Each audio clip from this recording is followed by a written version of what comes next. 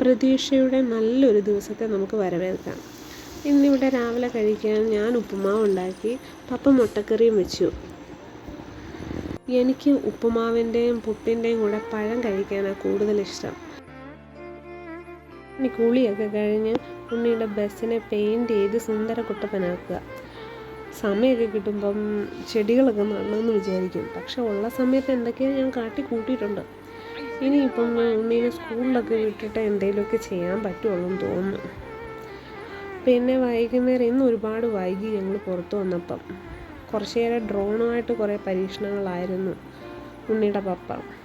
അത് കഴിഞ്ഞ് ഞങ്ങൾ തിരിച്ചു പോന്നു.